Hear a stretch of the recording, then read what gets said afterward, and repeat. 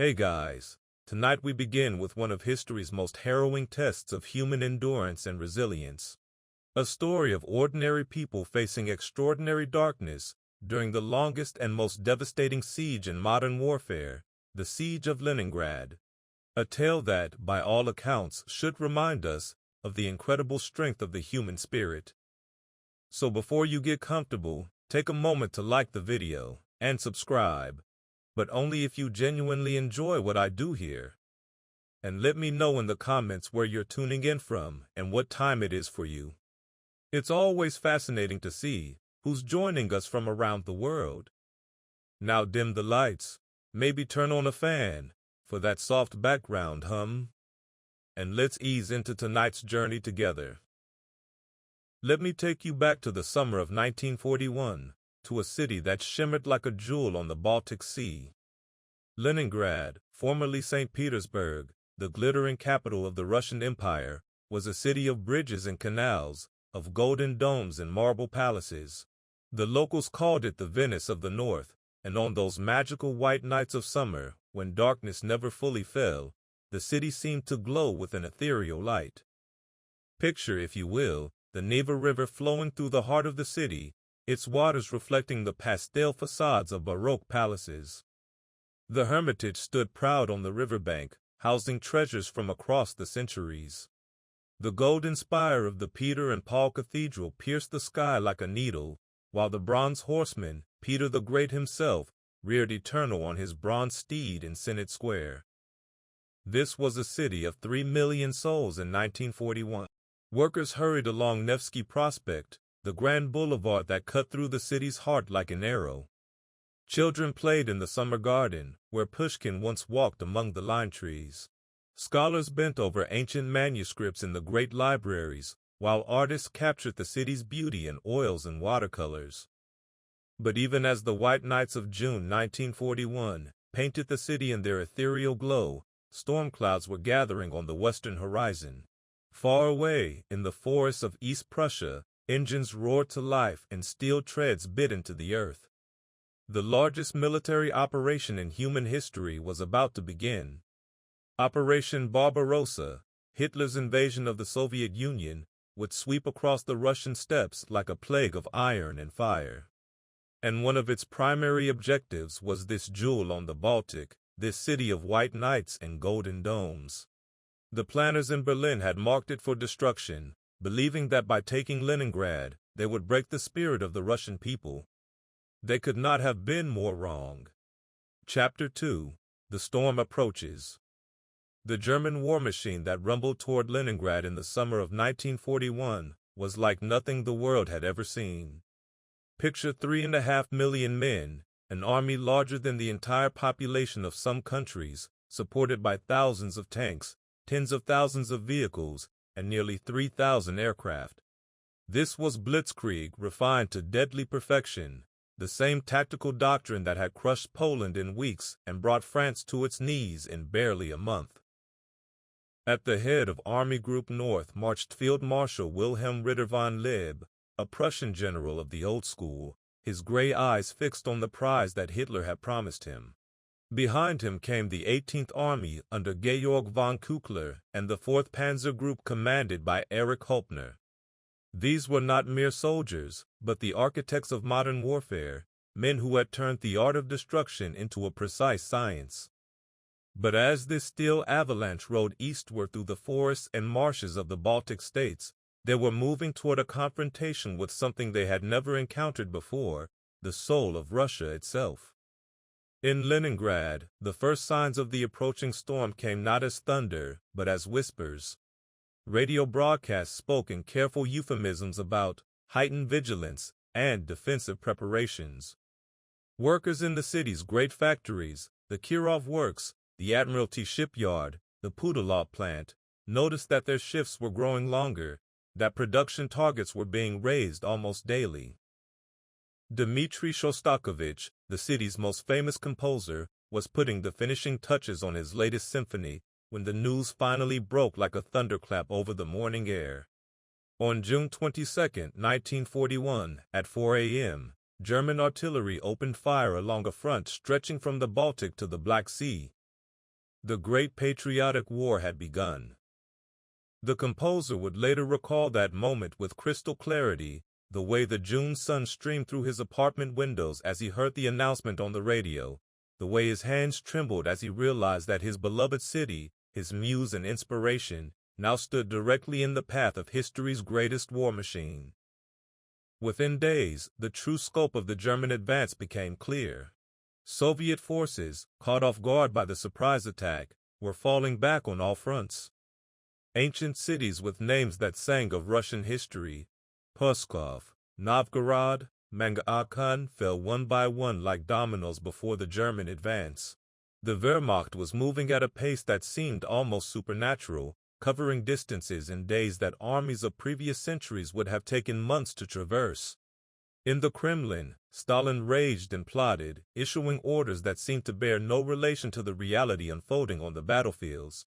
"Not one step back," he commanded, but his armies were already in full retreat, leaving behind vast quantities of equipment and thousands of prisoners. Chapter 3: The Closing Circle. By early August 1941, the people of Leningrad could hear the distant rumble of artillery fire, like summer thunder that never quite went away.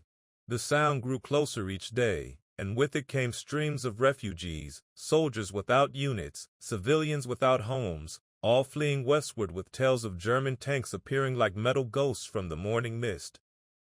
The city's military commander, Marshal Clement Voroshilov, was a relic of the Civil War, a man more comfortable with sabers and cavalry charges than with the mechanized warfare now approaching his gates. Stalin had sent him north with strict orders to hold Leningrad at all costs, but Voroshilov found himself confronting an enemy that seemed to exist everywhere and nowhere at once. Picture the situation as it appeared on German staff maps in those early August days. The red pins marking Soviet positions formed an ever-shrinking circle around Leningrad.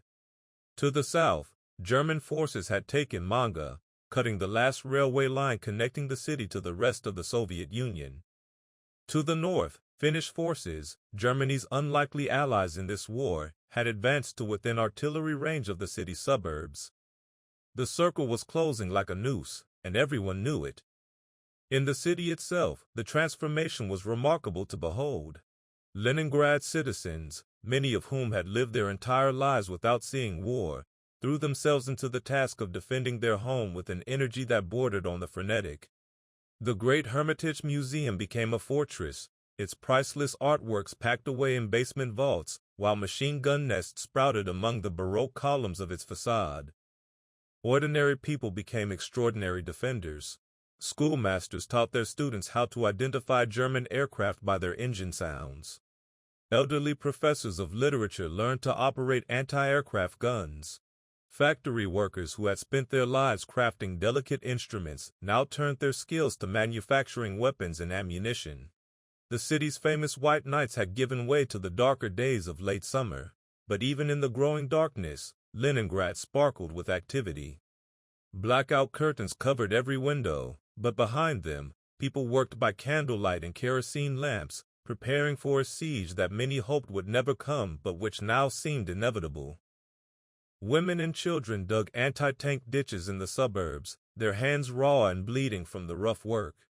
Volunteers poured sand into bags that would line makeshift barricades. Artists and musicians put down their brushes and instruments to take up rifles and help construct the defensive positions that were sprouting like mushrooms around the city's perimeter. Chapter 4: The Siege Begins. September 8, 1941. The date would burn itself into the memory of every Leningrader who lived through what came next. On that day, German artillery found the range to the Badayev warehouses, the city's primary food storage facility. The shells fell like deadly rain, and within minutes the warehouses were ablaze. Picture the scene as witnesses described it: towers of flame reaching toward the darkening sky, the air thick with smoke that carried the smell of burning sugar, melted butter, and charred grain. The flames were so intense that they melted the sugar in the warehouses, creating rivers of caramelized sweetness that flowed through the streets like lava. Children would later risk their lives to scrape up handfuls of this candy earth mixture, and adults would remember the bitter irony.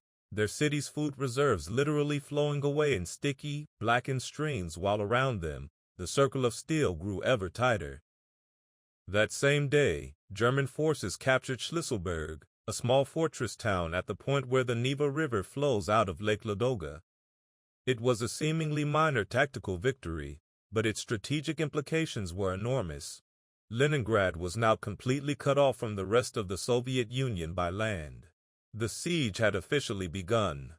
But the Germans had made a crucial decision that would shape everything that followed.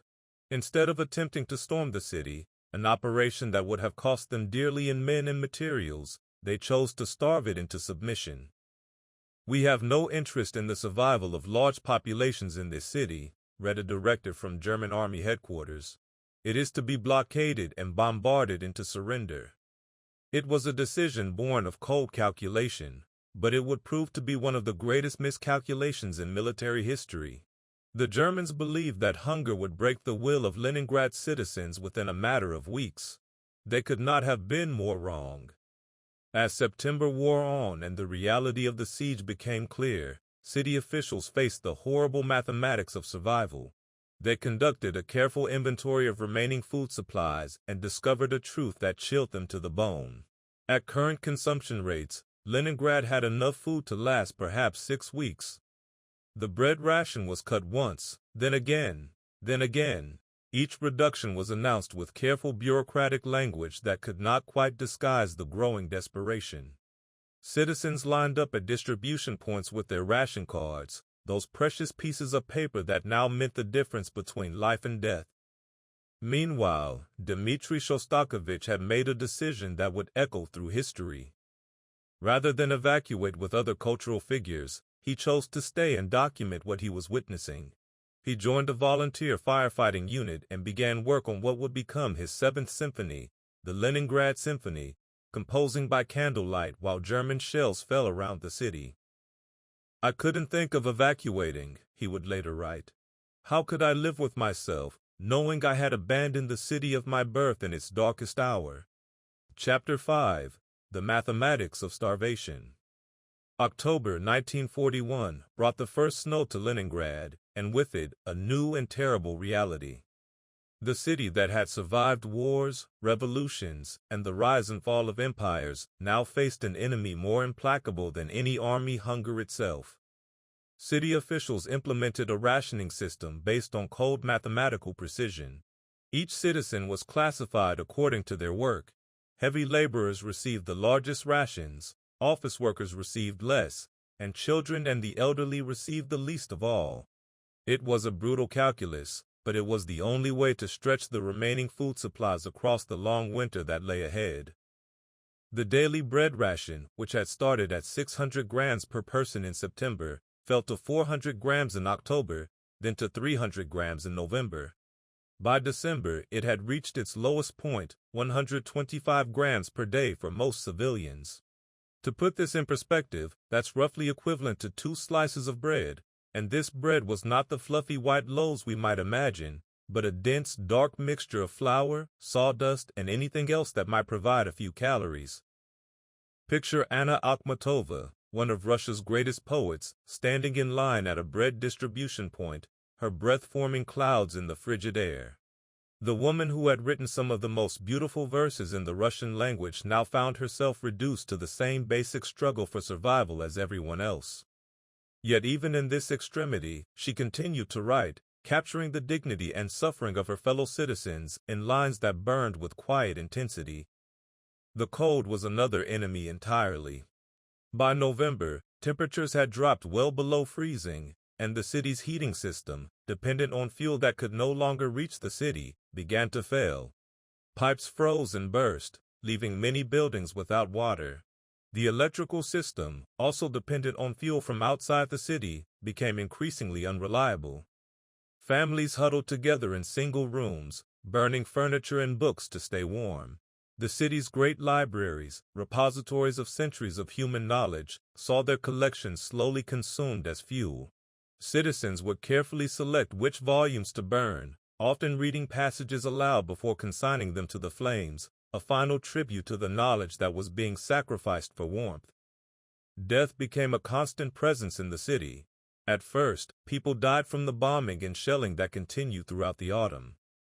But gradually, a new kind of death began to appear, quiet, almost peaceful, as people simply slipped away from hunger and cold. Bodies appeared on the streets, covered by snow, and removal became increasingly difficult as the city's workforce weakened and transportation systems failed. Yet remarkably, the city's cultural life continued. The Philharmonic Orchestra, reduced to barely 24 musicians, continued to perform. Theaters staged abbreviated performances for audiences bundled in blankets and coats.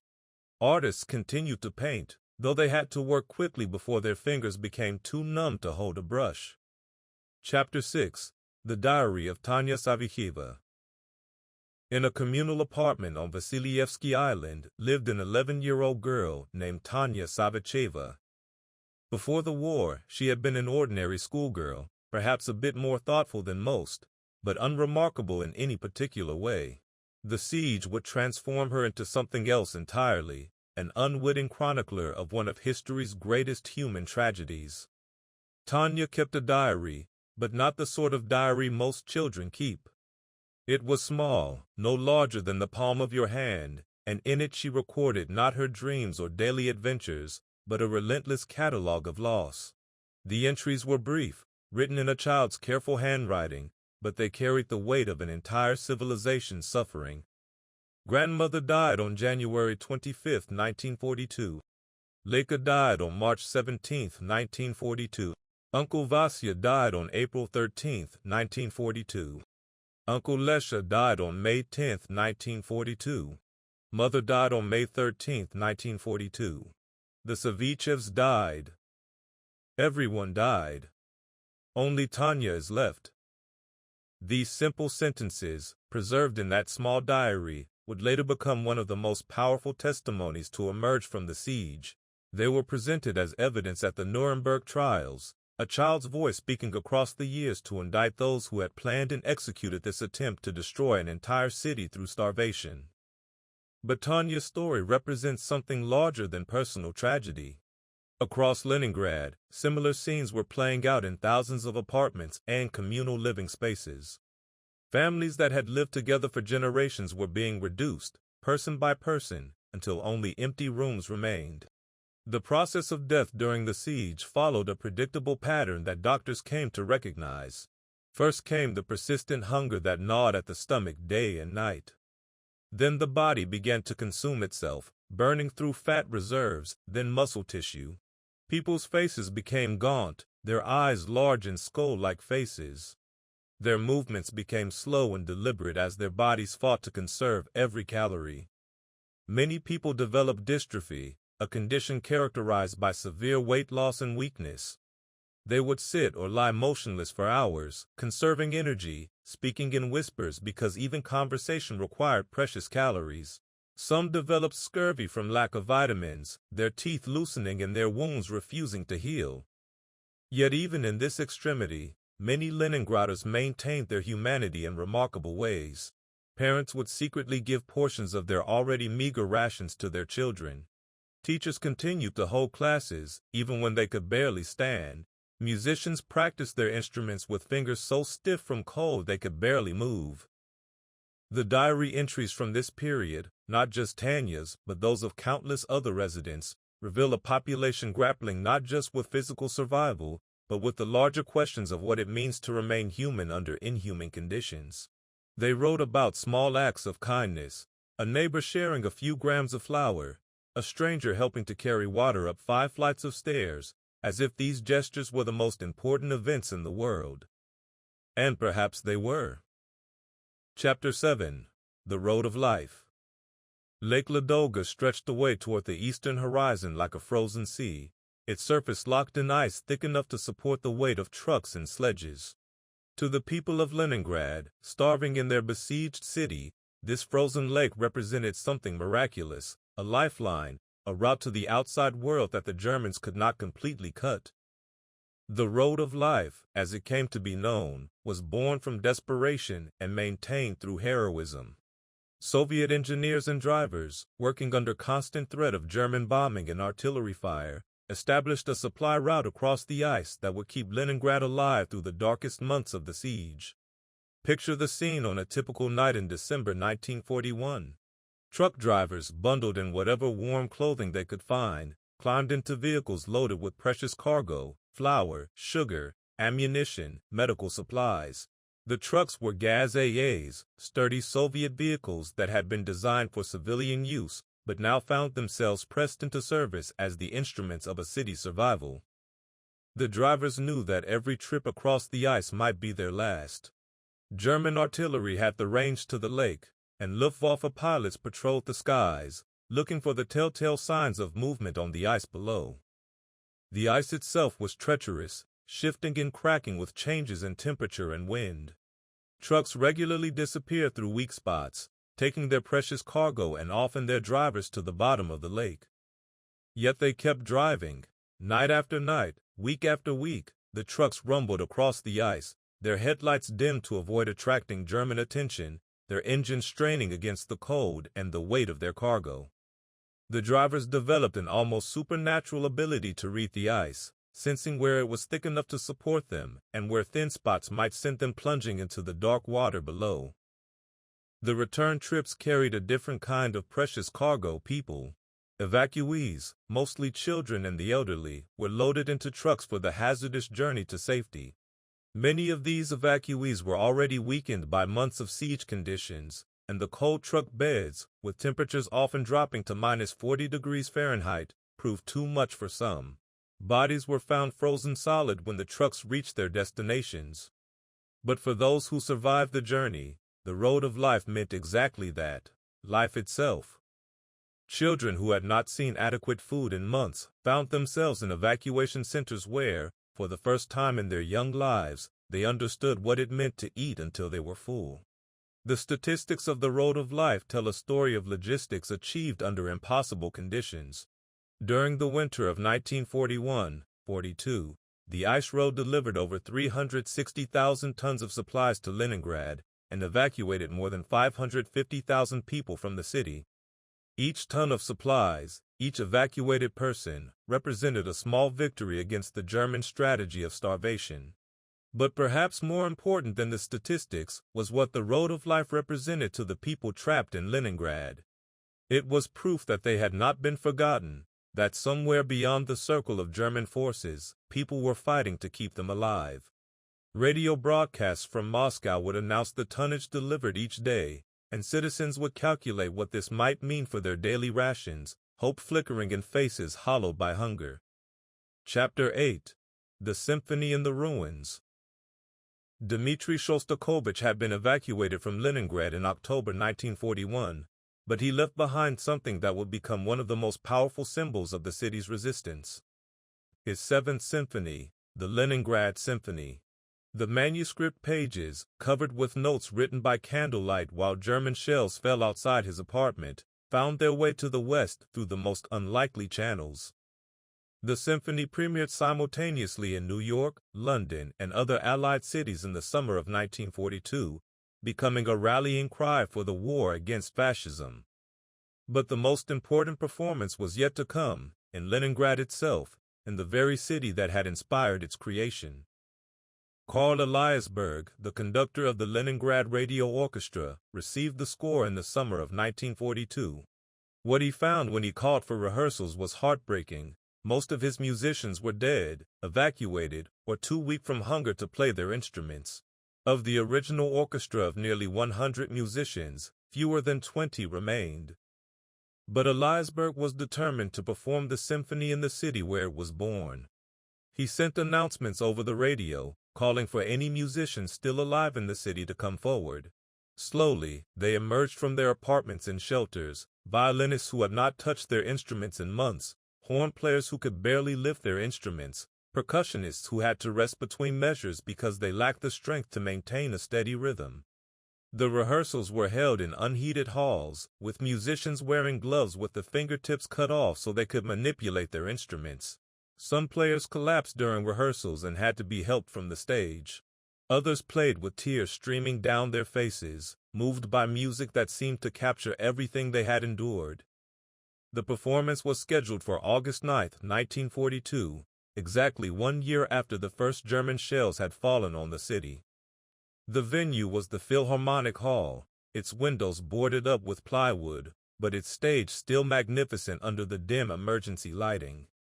Picture that evening as survivors later described it. The audience, bundled in whatever warm clothing they could find, filled every seat in the hall. Many were so thin that their clothes hung loose on their frames, and some had to be helped to their seats by friends or family members.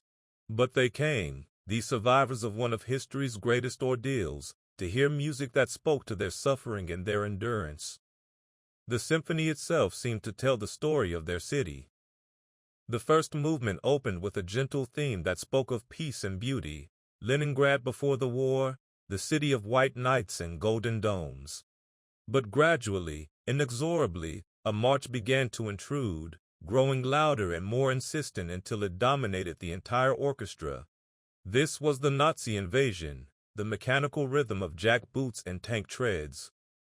The second and third movements explored the depths of suffering, with solo instruments crying out like voices in the wilderness. But the final movement built to a triumphant conclusion, a musical declaration that the human spirit could not be crushed, that art and beauty would survive even in the face of systematic destruction. When the performance ended, the silence in the hall lasted for several seconds, a silence pregnant with all the grief and hope of a city that had refused to die. Then the applause began, not the polite applause of a typical concert, but something more primal and powerful, the sound of people who had looked into the abyss and chosen to affirm life. The concert was broadcast over loudspeakers throughout the city and transmitted by radio to German positions surrounding Leningrad. It was a message more powerful than any military communique. We are still here. We are still human. You have not broken us. Chapter 9. Children of the Siege. In the Children's Hospital on Vasilyevsky Island, pediatrician Lydia Uspenskaya made her daily rounds through wards filled with tiny patients whose conditions had no parallel in medical textbooks. These were the children of the siege, and their suffering was perhaps the most heartbreaking aspect of Leningrad's long ordeal. The youngest victims were the infants, born during the siege to mothers who were themselves suffering from severe malnutrition.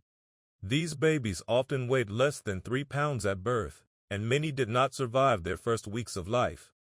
Those who did survive faced a struggle that would mark them for the rest of their lives.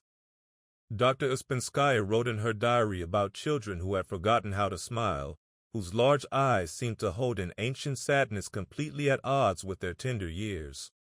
Some had developed a condition that doctors called siege disease, a premature aging that left 8-year-olds looking like elderly patients, their faces gaunt and their movements slow and careful.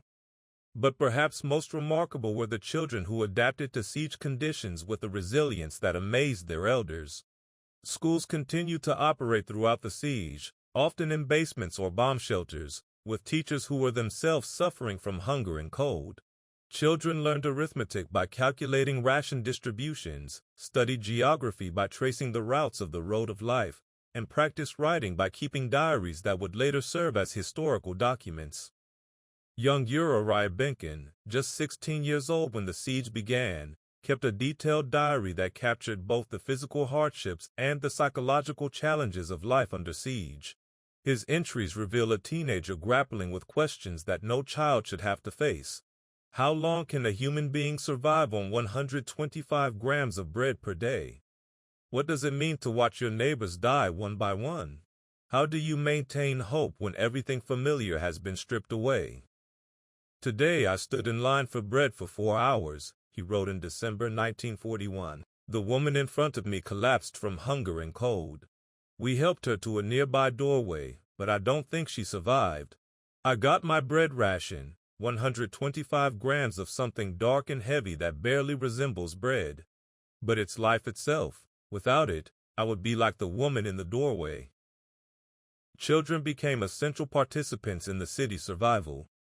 They worked in factories, operated machinery that their peacetime selves could never have imagined handling. They served as messengers, carrying communications across the city when telephone lines were down.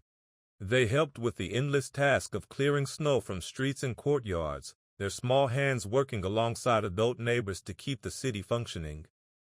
Some children formed gangs, not the criminal organizations we might imagine, but mutual support groups that helped members survive the harsh realities of siege life. They shared information about where food might be available, helped each other with the heavy work of hauling water and firewood, and provided the emotional support that helped young minds cope with trauma that would have broken many adults. The siege children developed survival skills that seemed almost supernatural to outside observers. They could identify the sound of different types of aircraft by their engines, distinguish between incoming and outgoing artillery fire, and navigate the city streets even during complete blackouts. They learned to read the subtle signs that indicated when German shelling was likely to intensify and when it might be safe to venture outside. Yet even in the midst of this harsh education in survival, many children maintained elements of normal childhood. They played games, though the games were often adaptations of siege realities, evacuation, where children pretended to escape across the ice road, or raid, where they acted out air attacks they had witnessed. They created toys from scraps of metal and wood, and they continued to dream about the future, even when the present seemed to offer little hope. Chapter 10: The Turning of the Tide. By the winter of 1942-43, the character of the siege had begun to change in subtle but significant ways.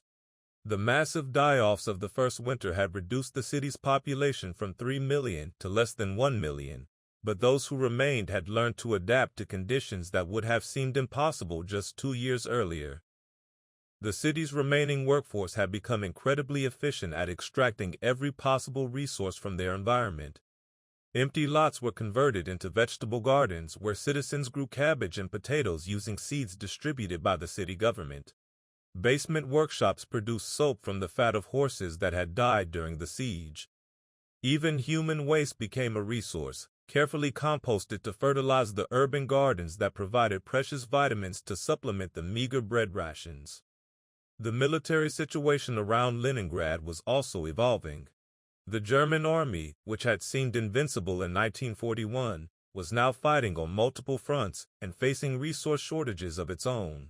The dream of a quick victory had evaporated in the snows of the Russian winter, and Hitler's generals were being forced to make difficult choices about where to concentrate their remaining strength.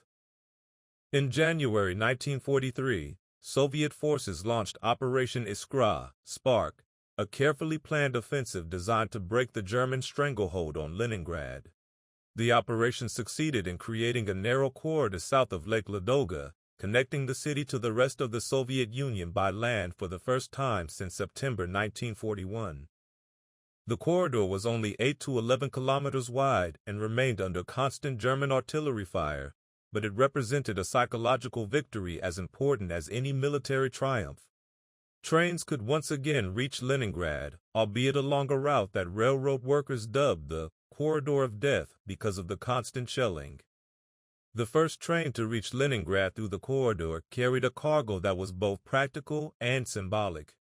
Along with desperately needed food and medical supplies, it brought soil, ordinary dirt from the Russian heartland. Citizens lined the platform to touch this earth, many of them weeping openly at this connection to the world beyond their besieged city. But perhaps the most significant change was in the spirit of the Leningraders themselves.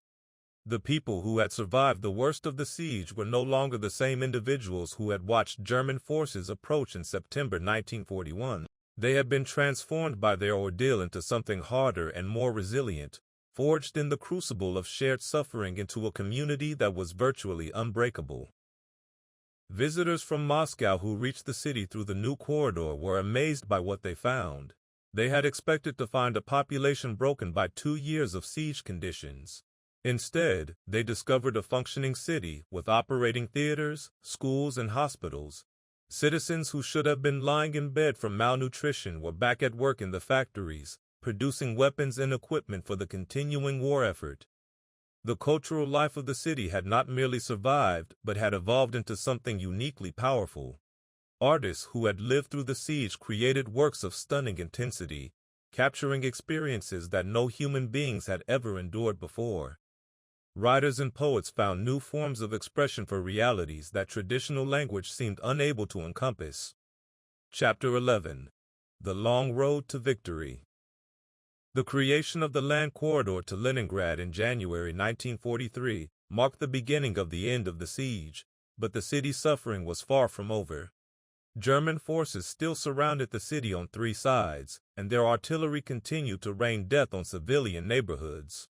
The siege would drag on for another full year, claiming thousands more lives and testing the endurance of a population that had already endured the unendurable. The spring of 1943 brought new challenges and new hopes.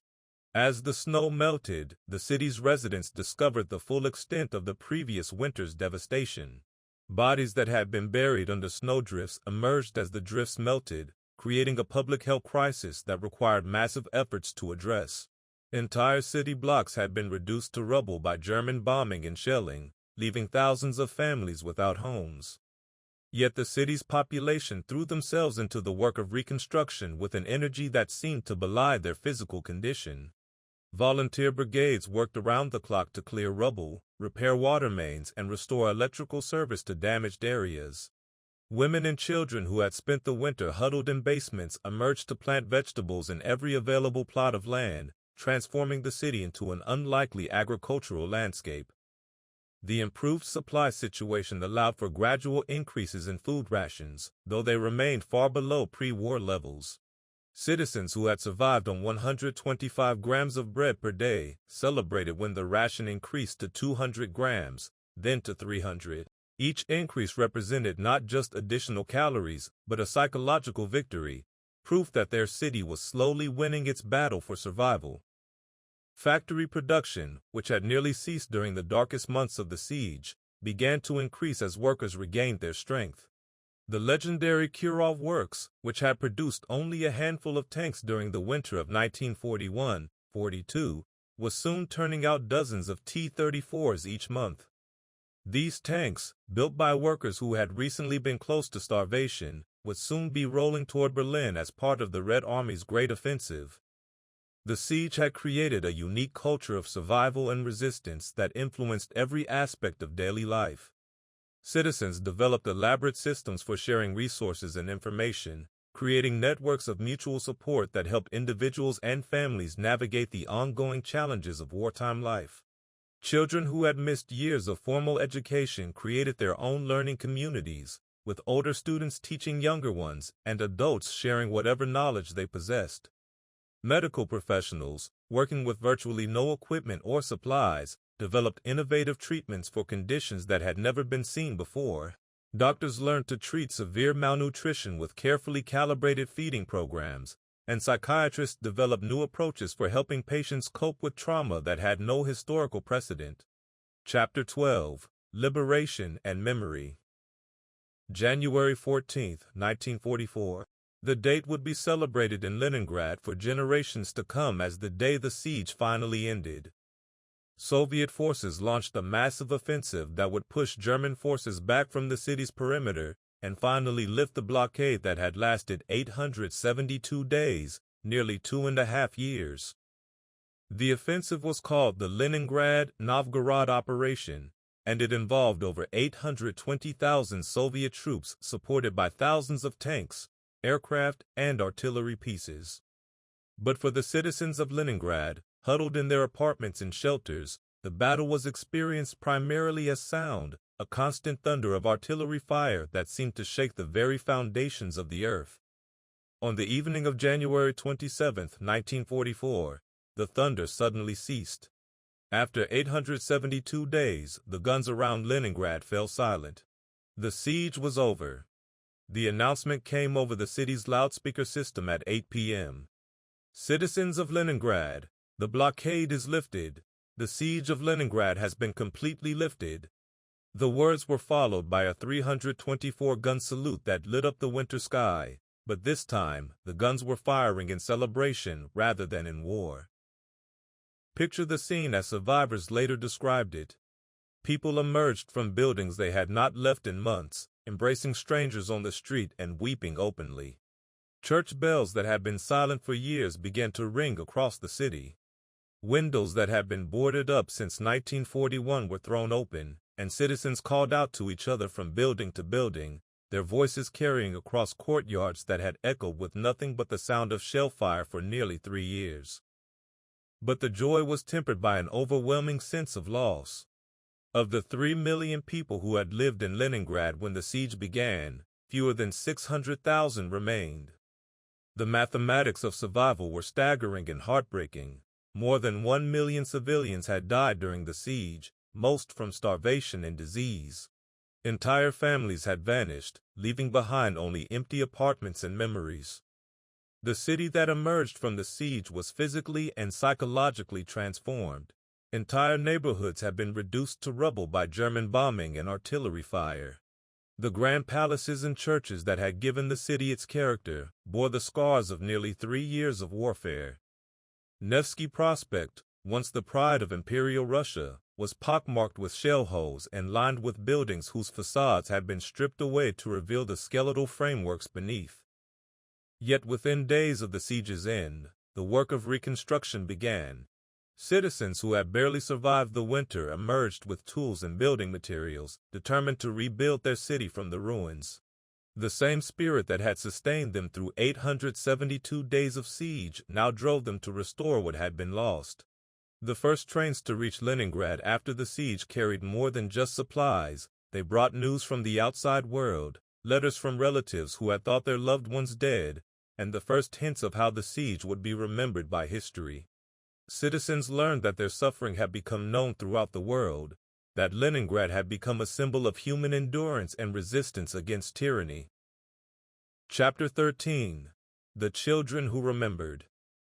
Among the survivors who emerged from the siege were thousands of children who had lived through experiences that would mark them for the rest of their lives. These children, who had learned to read by the light of burning books and had played games that mimicked air raids, now faced the challenge of rebuilding not just their city, but their understanding of what it meant to be human. Tanya Savicheva, the young girl whose diary had chronicled the death of her entire family, was evacuated from the city in the spring of 1942. She was taken to a children's home in the Gorky region, where doctors and nurses tried to restore her health and help her process the trauma she had experienced. But the siege had taken a toll that medical treatment could not entirely heal. Tanya died in 1944, at the age of 14, her small body finally succumbing to the diseases she had contracted during the siege. Her diary, however, survived. Those 9 simple entries: grandmother died, Leka died, Uncle Vasya died, would become one of the most powerful testimonies to emerge from the siege. The diary was presented as evidence at the Nuremberg trials, where it served as an indictment of the Nazi policy of deliberate starvation. Tanya's words, written in a child's careful handwriting, spoke across the years to condemn those who had tried to break a city by starving its children. But Tanya's story was only one among thousands. Across Leningrad, children were grappling with memories that seemed too large and too terrible for their young minds to contain. Many had watched parents, siblings, and friends die from hunger and cold. Others had been separated from their families during evacuations, and now had to navigate a world where their closest relationships had been severed by war. Child psychologists, working in conditions that were still far from normal, developed new approaches for helping these young survivors. They discovered that many siege children had developed extraordinary resilience and maturity, but at the cost of what we might consider normal childhood development. These children could organize food distribution and medical care with the efficiency of adults, but they had forgotten how to play spontaneously or trust that tomorrow would bring safety and security. Schools that reopened in the liberated city faced unprecedented challenges. How do you teach mathematics to children who had learned arithmetic by calculating survival rations? How do you discuss literature and poetry with students who had lived through experiences that surpassed anything found in books? How do you help children who had seen the worst of human cruelty maintain faith in human goodness? Teachers developed innovative curricula that acknowledged what their students had experienced while still providing them with the knowledge and skills they would need for the future. History lessons incorporated the siege as a recent event, with students contributing their own memories and family stories to the historical record. Literature classes explored works that dealt with themes of survival, loss, and renewal. Art classes became therapeutic spaces where children could express experiences that they might not have words to describe. Chapter 14: The Weight of Memory. As the immediate crisis of survival passed, the people of Leningrad faced a different kind of challenge: how to remember and commemorate an experience that had no precedent in human history. The siege had been so devastating, so unlike anything that had come before, that existing language and imagery seemed inadequate to capture its reality. The Soviet government, eager to celebrate the city's heroic resistance, commissioned monuments and memorials that emphasized triumph over suffering. Piskarevskoe Cemetery, where nearly 500,000 siege victims lay buried in mass graves, became the site of a massive memorial complex. The central monument featured a bronze figure of Mother Russia holding a garland of oak leaves, with an inscription that read, "Their noble spirit lives on forever." But for many survivors, these official commemorations seemed to miss something essential about what they had experienced. The monument spoke of heroism and victory, but they could not capture the quiet desperation of a mother dividing her last piece of bread among her children, or the dignity of neighbors who continued to share whatever they had even when they themselves were dying. Dmitri Shostakovich, the composer whose Seventh Symphony had become the musical embodiment of Leningrad's resistance, struggled with how to commemorate the siege in his later works. His subsequent symphonies would all bear the mark of what he had witnessed, but they moved away from the triumphant themes of the Leningrad Symphony towards something more complex and troubling. He spoke in interviews about the difficulty of finding musical language adequate to express experiences that seemed to exist beyond the boundaries of human expression. Writers face similar challenges. How do you write about starvation for readers who have never experienced true hunger? How do you convey the psychological impact of watching your city slowly die around you? Survivors who attempted to write memoirs often found themselves overwhelmed by the magnitude of what they were trying to describe. Yet slowly, a literature of the siege began to emerge. Writers like Olga Bergholz, who had lived through the entire siege and had broadcast poems over the city's radio system during the darkest days, developed new forms of expression that could accommodate experiences that traditional literary forms seemed unable to contain. Her poem, February Diary, captured the daily reality of siege life with an immediacy that historical accounts could not match. And in the legendary, severe year, when blizzards howled and darkness fell, no one had forgotten, no one had cast aside, the difficult and necessary book. The difficult and necessary book she referred to was the book of memory itself, the obligation that survivors felt to bear witness to what they had experienced, even when that witnessing was almost unbearably painful. Chapter 15: The Ripples of History. The siege of Leningrad did not end with the lifting of the blockade in January 1944. Its effects rippled outward through time and space, influencing everything from Soviet military doctrine to international humanitarian law to our understanding of human resilience in the face of extreme adversity. In military terms, the siege demonstrated both the possibilities and the limitations of modern warfare. The German strategy of starving a city into submission had ultimately failed, but at a cost that staggered even hardened military professionals. The siege had tied down significant German forces for nearly 3 years, resources that might have been used elsewhere on the Eastern Front. Some historians argue that the defense of Leningrad was as strategically important as the more famous battles of Stalingrad or Kursk. The siege also contributed to changes in international law regarding the treatment of civilian populations during wartime. The deliberate starvation of civilians was recognized as a war crime, and the Leningrad experience was cited in the development of the Geneva Conventions that govern modern warfare. Tanya Savicheva's diary, presented at the Nuremberg trials, became part of the legal precedent for prosecuting those who target civilian populations. But perhaps the most significant impact of the siege was cultural. The story of Leningrad's survival became a touchstone for discussions about human dignity and resilience. The siege had demonstrated that people could maintain their humanity even under conditions that seemed designed to strip away everything that makes us human. The siege children, Those who had grown up during the blockade carried their experiences into the post-war world in ways that influenced Soviet and Russian culture for generations. Many became artists, writers, and intellectuals who brought a particular intensity and seriousness to their work. They had learned early that life was precious and fragile, and this knowledge informed everything they created. Academician Dmitry Likhachev, who had survived the siege as a young scholar, later became one of Russia's most influential cultural figures. He argued that the siege had taught Leningraders something crucial about the relationship between culture and survival. "Culture is not a luxury," he wrote. "It is the very foundation of human existence." During the siege, we kept our theaters and schools and libraries operating not because we had extra resources, but because we understood that without culture, mere survival becomes meaningless. The medical knowledge gained during the siege also had lasting impact. Doctors who had treated siege-related conditions became world experts in malnutrition and trauma, contributing to medical understanding that would prove valuable in treating victims of famines and wars around the world. The psychological insights gained from working with siege survivors influenced the development of what we now call post-traumatic stress disorder treatment. Chapter 16: The Last Witnesses. As the decades passed after the war's end, the number of siege survivors gradually dwindled. By the 1990s, most of those who had lived through the blockade were elderly, and historians realized that a crucial window for collecting first-hand testimony was rapidly closing. Elena Skryabina, who had kept a detailed diary throughout the siege, spent her later years giving interviews and lectures about her experiences.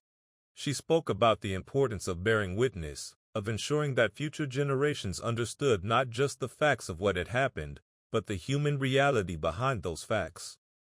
"People ask me how we survived," she would tell audiences. "They want to know about the food rations and the cold and the bombing, but that's not really the question. The question is how we remained human, how we continued to care for each other when caring seemed impossible, how we maintained hope when hope seemed foolish." Boris Kudolyarov, a photographer who had documented the siege from beginning to end, spent his final years organizing his vast archive of images.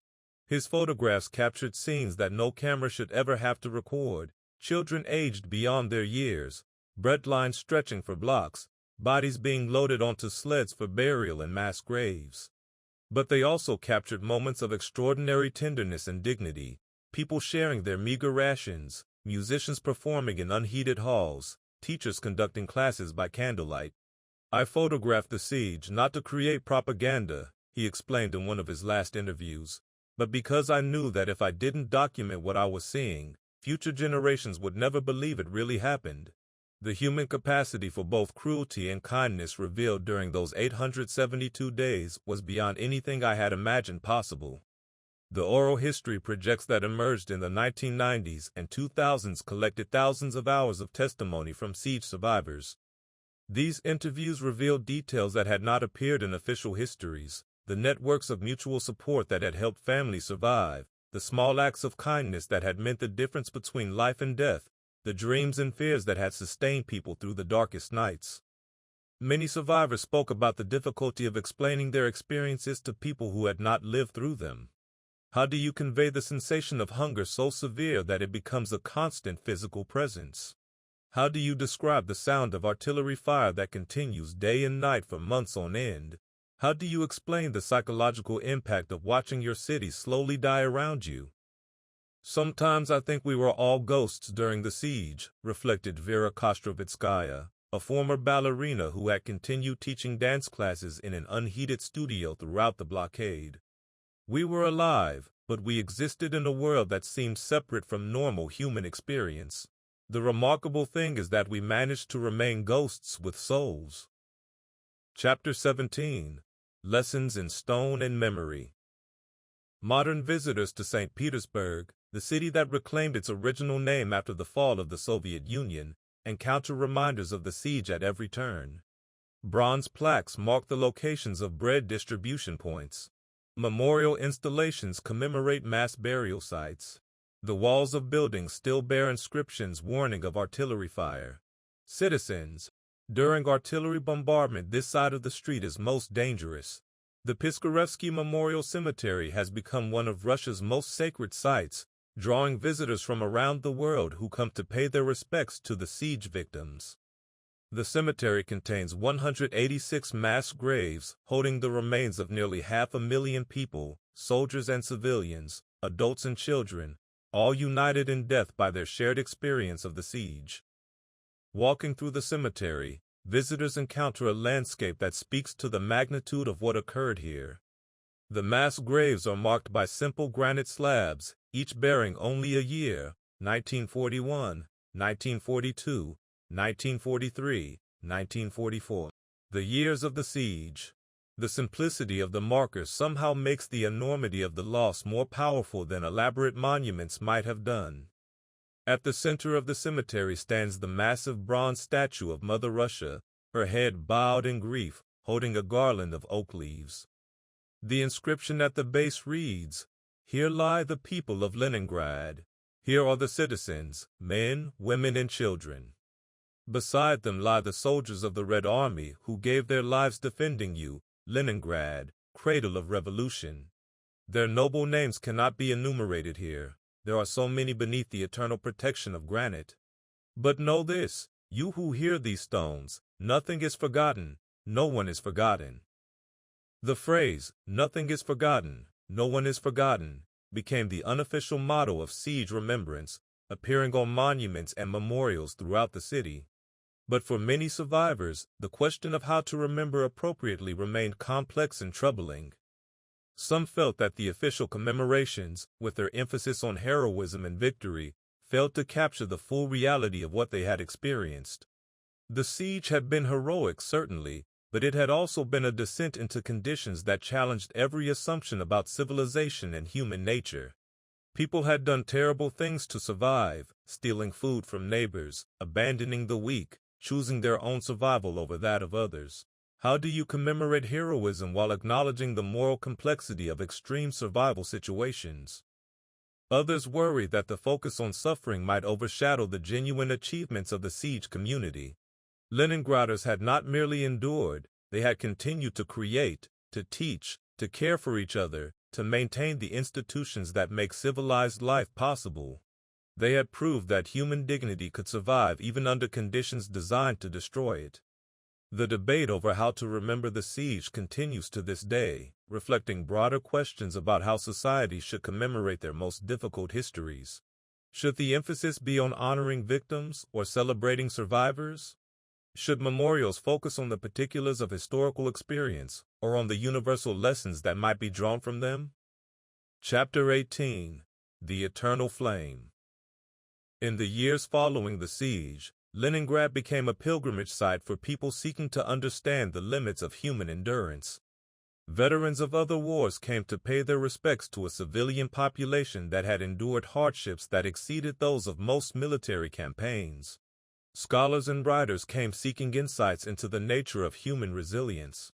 Ordinary tourists came simply to witness the places where some of history's most extraordinary events had unfolded.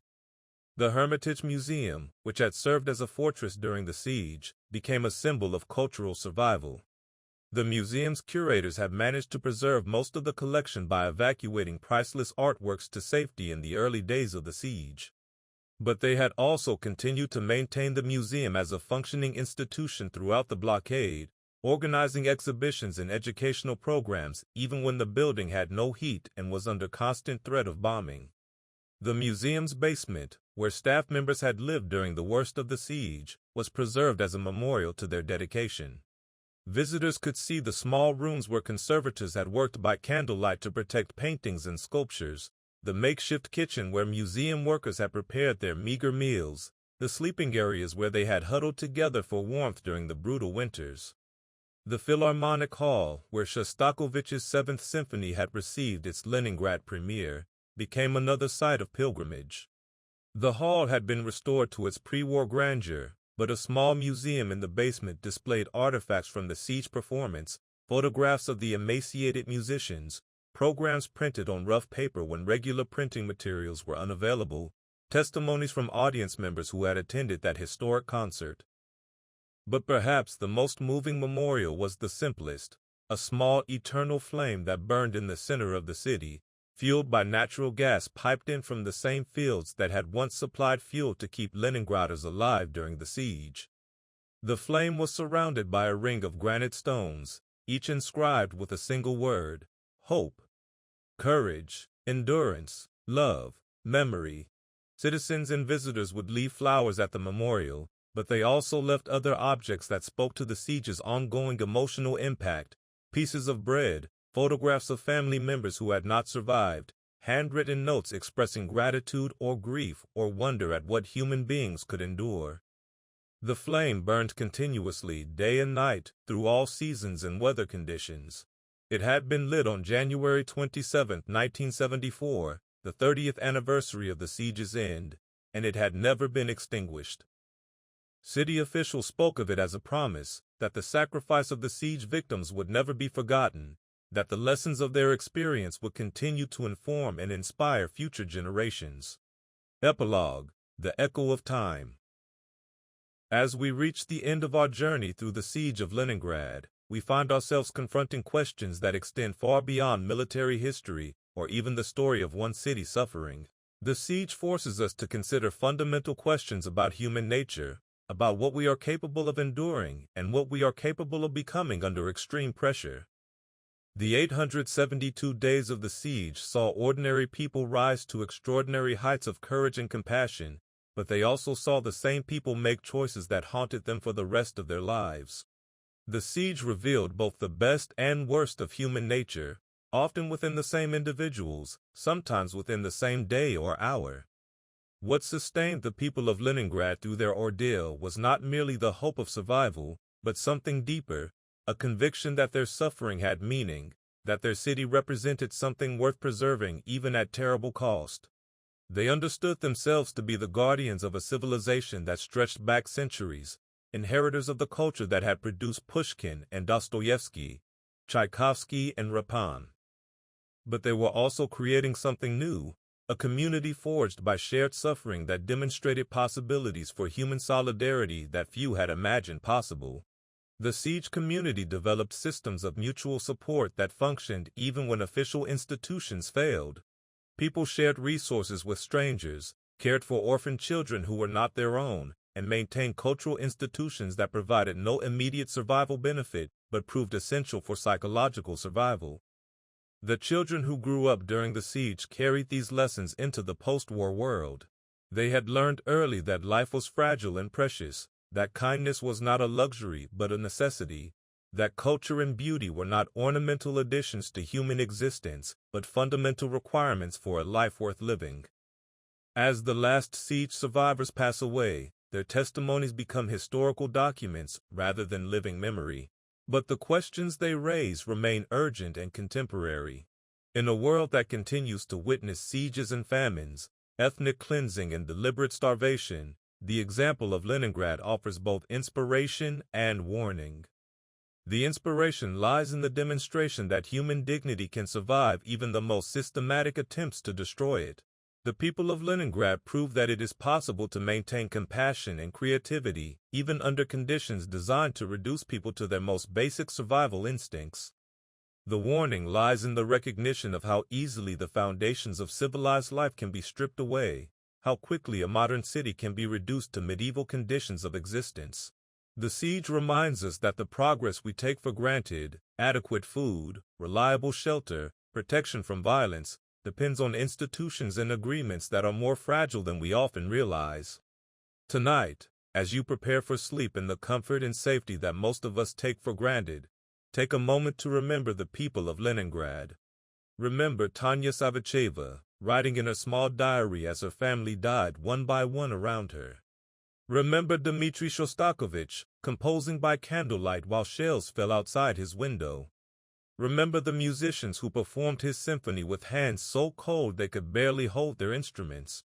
Remember the teachers who continued to hold classes in unheated basements, the doctors who treated patients without medicines, the parents who gave their bread rations to their children. Remember them not as distant historical figures, but as people very much like ourselves, who discovered reserves of strength and compassion they had never known they possessed. They faced the unthinkable and survived not merely as individuals, but as a community that maintained its humanity even in the face of systematic dehumanization. Their story continues to echo across time, a testament to the resilience of the human spirit and a reminder that even in our darkest moments, we retain the capacity to choose hope over despair, love over hatred, creation over destruction. In a world that sometimes seems determined to test these capacities to their limits, their example remains both a comfort and a challenge, proof of what we can endure, and inspiration for what we might yet become. Sleep well, knowing that the flame lit in their memory burns on, and that their story, once nearly silenced by the machinery of war, continues to speak across the years with a voice that will not be forgotten.